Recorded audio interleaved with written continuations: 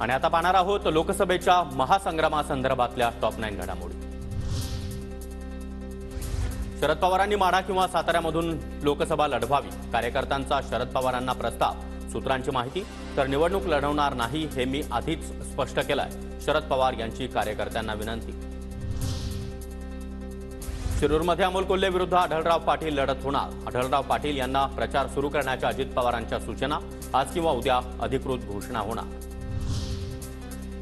15 वर्ष शिवसेनेचा खासदार निवडून दिला, आता तिथे कमळ हवं। रामटेकच्या जागेसाठी नागपूर ग्रामीण भाजप अध्यक्ष सुधाकर कोहळे आग्रही।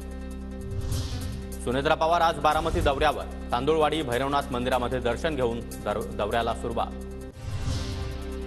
मनसे आणि भाजप युतीवर मी बोलणार नाही, मात्र मनसेतून बाहेर पडण्याचा घेतलेला निर्णय योग्यच, वसंत मोरेंचं वक्तव्य।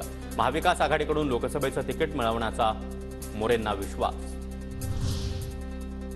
पुण्यामध्ये चंद्रकांत पाटील यांच्या मार्गदर्शनाखाली वडगाव शेरी मतदारसंघाची समन्वय बैठक, मात्र बैठकीसाठी माजी आमदार जगदीश मुळीक गैरहजर। पुण्याचे भाजप उमेदवार मुरलीधर मोहोळ आणि जगदीश मुळीक यांच्यातील स्पर्धेमुळे पुण्यामध्ये नाराजीच्या चर्चांना उधाण।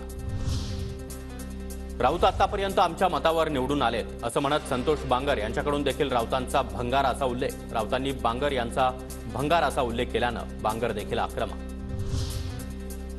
प्रहार पक्षाच्या विदर्भातील पदाधिकाऱ्यांची गुरुवारी महत्त्वाची बैठक, आमदार बच्चू कडू यांच्या उपस्थितीमध्ये बैठक होणार। अमरावतीसह विदर्भातील लोकसभा मतदारसंघांचा आढावा घेणार, सूत्रांची माहिती। राज ठाकरे यांनी 2019 मध्ये मोदी शहांना टोला लगावणारं काढलेलं व्यंगचित्र संजय राऊतांकडून ट्विट। अलीकडच्या काळातील मला सगळ्यात आवडलेलं व्यंगचित्र, राऊतांचा टोला।